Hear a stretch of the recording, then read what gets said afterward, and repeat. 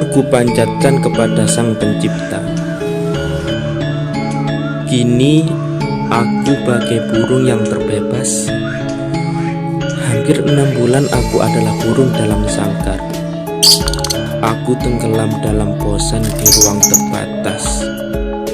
Aktivitas rutinku hanya makan, minum, mandi, dan berkicau di sosial media menggerutu keadaan. Ya, mengolah ketakutan. Aku Huda. Aku adalah seorang guru di salah satu sekolah swasta di Jawa Timur. Hari ini adalah hari pertamaku kembali menghirup aktivitas rutin setelah hampir 6 bulan berdiam diri di dalam rumah mematuhi aturan pemerintah. Aku bersyukur telah menjadi salah satu perantara Tuhan dalam mensuplai ilmu pengetahuan kepada manusia, sekaligus menjadi bagian dalam mencerdaskan kehidupan generasi bangsa, negara Indonesia.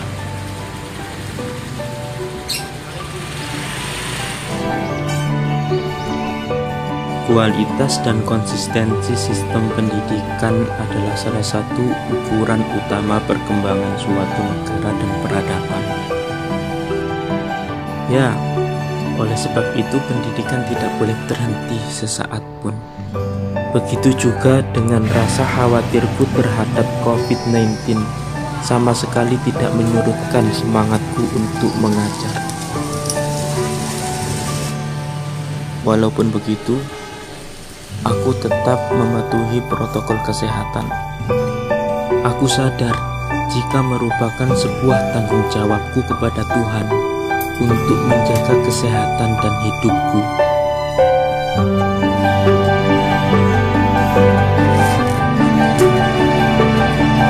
Aku harus tetap sehat karena aku masih hidup dengan mimpi dan cita-cita.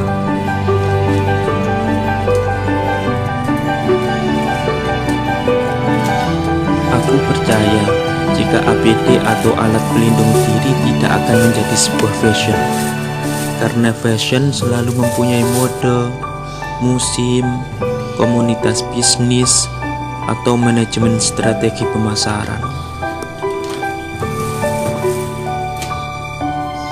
Tidak mudah menjadi seorang guru, terlebih di masa pandemi ini. Selain rasa was-was yang meraba menembus tulang, berbagai tuntutan pendidikan di new normal ini memeras tenaga, pikiran, dan waktu kami. Berbagai peraturan dan sistem pendidikan new normal kami susun bersama-sama agar pendidikan yang sempat terhambat dapat berjalan lebih baik dan efektif.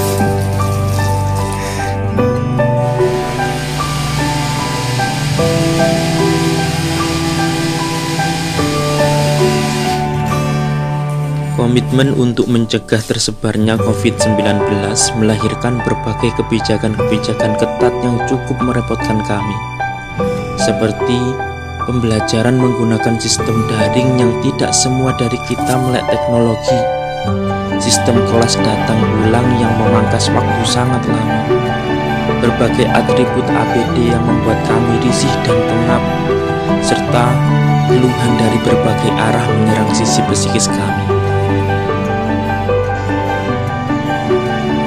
Tetapi komitmen penerapan protokol kesehatan wajib untuk kami lakukan, sebab virus telah menyebar kemana-mana dan pandemi ketakutan telah merasuk dalam benak setiap orang. Bagi kami, vaksin dan penangkal COVID-19 yang paling mujarab saat ini adalah kesadaran dan kepatuhan masyarakat untuk berlaku sehat sesuai anjuran para ahli.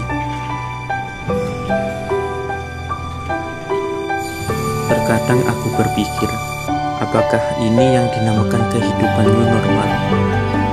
Atau justru inilah kehidupan abnormal? Entahlah. Yang pasti, Kami terpaksa melakukan semua protokol COVID-19 ini demi keberlangsungan izin aktivitas belajar mengajar di sekolah kami, demi siswa kami, demi pendidikan bangsa, dan demi Indonesia.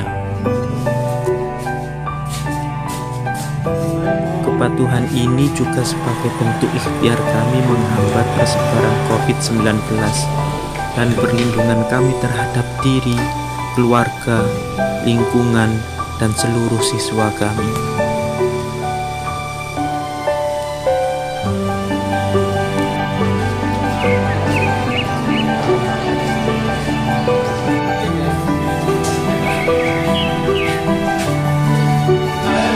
Ini adalah kehidupan new normal, sebuah edukasi praktik untuk hidup sehat. Ini adalah kehidupan new normal, di mana cara hidup abnormal dianggap normal.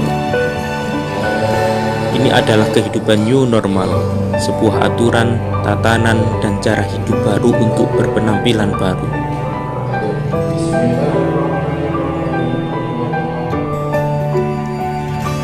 Sering aku bertanya dalam hati, berapa banyak beban anggaran sekolah dan negara yang mesti dikeluarkan untuk hal ini? Apakah kita memang harus mengeluarkan biaya sebesar ini untuk saat ini?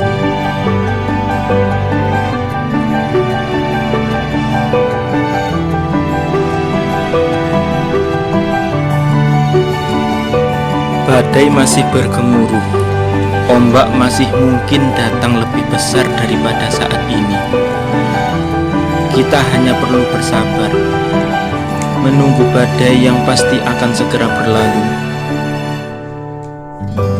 Matahari akan segera terbit, dan angin segar akan segera datang. Bersabarlah, musim semi yang indah akan segera datang. Musim semi yang penuh dengan bunga-bunga bermekaran. Kalau tanya gimana rasanya pakai APD pas aktivitas, ya gak enak toh mas, gak nyaman. Maunya sih ya gak pakai APD kayak gini. Yaitu mungkin karena kita belum terbiasa. Kalau sudah terbiasa ya mungkin sudah biasa. Gerah, ribet, repot pakai seperti ini. Tapi ya gimana lagi, kalau nggak pakai APD kita juga takut loh. Soalnya kita kan langsung bersinggungan dengan banyak orang yang kita nggak tahu latar belakangnya bagaimana. Selain itu, pakai gini-gini itu sebenarnya di sini tuh wajib mas. Kalau nggak pakai, kita nanti kena hukuman dari atasan. Kita sudah berkomitmen melakukannya. Jadi hukuman buat yang melanggar itu dari mulai teguran sampai pemotongan gaji.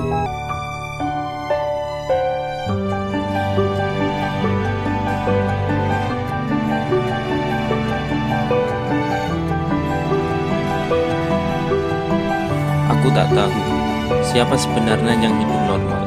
Kami yang hidup dengan protokol kesehatan COVID-19 atau mereka yang hidup seolah tak mendengar berita COVID-19.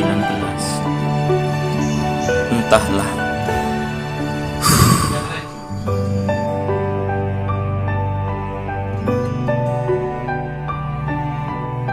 Mungkin mereka lupa jika mereka masih hidup dengan impian.